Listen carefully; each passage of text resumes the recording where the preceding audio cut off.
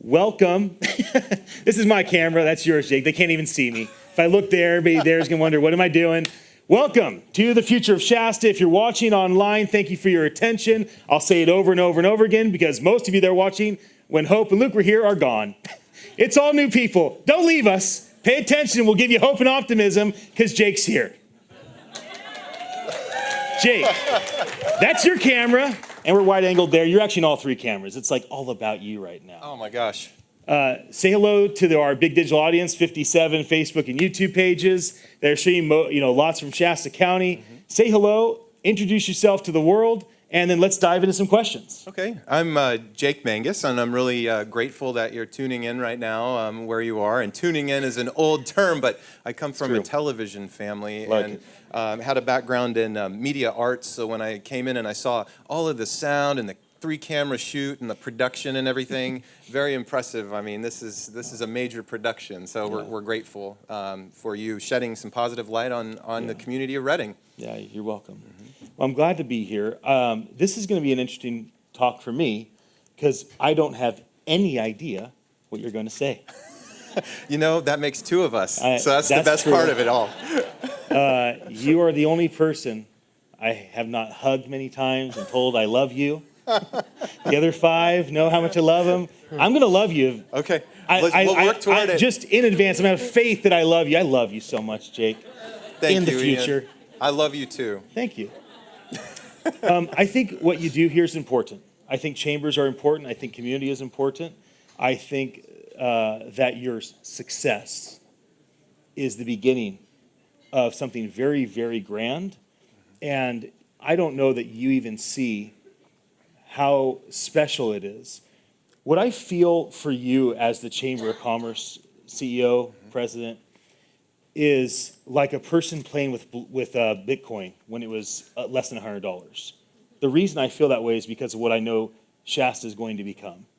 And you're like that person that is working on the economy and working on businesses when it's hard and it's a grind and there's no absolute proven future yet. And you're going to be part. And what the people that have $10,000 Bitcoins that got them at $100, as a business leader, I think you're going to feel that way. That's my opinion about you based on what I've heard and your success. So let's dive into the question. Okay. If absolutely anything is possible, what do you think Shasta County can become in 10 years? Take us to a fantasy land. Okay, well, I really appreciated what we've heard already from Hope and from Luke. Great insights, and I would definitely concur with their grand vision and optimism for our community. I certainly see the quality of life that we enjoy in Reading, and I've said this a number of times actually. As much as the river, the lakes, the mountains, I think that it's the people that are our greatest asset when it comes to our quality of life. Yeah. And having grown up in this community, that's what I appreciate the most. I think that as the economy continues to change, consumer behavior changes, we have these opportunities to start companies wherever we want, as long as you got an internet connection, basically. It's amazing. We can make the case that Reading is a beautiful place to be in so many ways, from that physical stuff that we talk about. The people that exist here are that magnet that attracts that talent. And I think, I see us continuing to grow. We're at a point where we are really ready to launch, I think. California, the population continues to increase in this state, and this is one of the rare parts of our state where it's affordable to live and to work, and certainly a fun place to play. So I see all of those things. It's just kind of more of a general thought. I mean, I certainly see the opportunity that exists with our riverfront. I think about Sacramento, meaning sacrament, and a sacrament being a gift, and it's this gift flowing right through the middle of our community. It's such a great metaphor to me, and an analogy for what is right before our eyes, ever flowing, and just that river of hope that's right there too. So I love that. So I do see Reading as I'm bullish on Reading. I remember meeting with Rachel Hatch a couple of years ago when it was announced that I was going to take on this role, and she said she wanted to get to know me, and she said, "Well, what do you think about Reading?" And I said, "I'm bullish on Reading, California. I think that this is the right time to be in this role, and I take it just the responsibility so seriously, Yeah. and I just couldn't be more fortunate to be in this community at this time. I love that. That's Yep. good. Inspiration.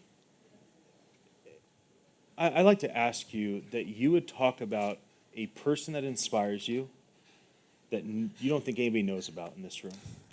The unknown, maybe the outcast, or maybe the deceased, or maybe the youth that nobody would ever even consider. I believe that you can see the best in people and organizations. It's why you're running the chamber. Tell us about somebody that you're just like lit up about right now. Well, I think that many generations, that's for sure. I mean, we've got this coming together of so many generations in business right now. And I did see an article in Forbes.com, actually, that was talking about the baby boomers retiring, that you've got more than half of baby boomers retiring right now and in the next couple of years. And at the same time, you've got this millennial generation that's going to represent 3/4 of the workforce before too long. So in my previous profession, working in fundraising and development for Catholic charities locally, we talked about it as this transference of wealth that was taking place from one generation to the next. Well, I consider in the business world, it's more this transference of leadership that we're seeing take place. So we've got to recognize those that have gone before us in this community and take as much wisdom as we can from them and invite them to be a part of the brighter future for our community. And then also to recognize the emerging talent and to take advantage of that as well, that it takes all of us. I mean, I think about mentors that I've had, and yes, a couple of them are deceased. I think about a guy named Don Chapman, who was a longtime banker in this community and was involved in forest products. And he's the kind of guy that you get referred to say, you know, you need to sit down with Don and spend at least an hour, you know, every week with Don and just listen to him tell you stories. It's so many life lessons that exist there. But I'm on fire about so many things in Reading, and I get inspired every day. I get inspired by the person that's able to walk down the street huddled around a blanket and a sleeping bag and find a reason to get up in the morning, as much as I'm inspired by all of the exciting conversation that you hear at the Tide House, which I call my conference room because I still get Wi-Fi there, or at one of the coffee shops in downtown Reading. Downtown is such an important part of our community. I think, as I had said recently, that downtown is to a community as a heart is to the body. So we're only as healthy as our heart, really. So that's why we're focusing on our core right now, to see a Daniel Knott at K2, to see McConnell Foundation focusing for the next 10 years on downtown. Those are things I didn't anticipate when we moved the chamber to downtown Reading after being in a long-term home for decades. Wow. Because I grew up in the shadow of downtown. Wow. I mean, I remember I was just thinking about how I passed the jail all the time, and it was just part of my neighborhood, you know? Awesome. And I remember coming down to the old downtown mall, and my parents who grew up here too, telling me about the old days when we had Main Street USA, and we want to get back to that, that idyllic 1950s kind of nostalgia where you got the corner drugstore and you've got this center of commerce. That experience that we heard earlier, that's what gives us an opportunity in the future, that even though we see a Kmart close, which is a sad thing for a Chamber of Commerce to see, other more big box type stores that are struggling, but it's that unique boutique experience that we can create in our local community that can still draw people away from their tablets and cell phones and come into the store and have that great experience. So that was a long filibuster, sorry. That's great.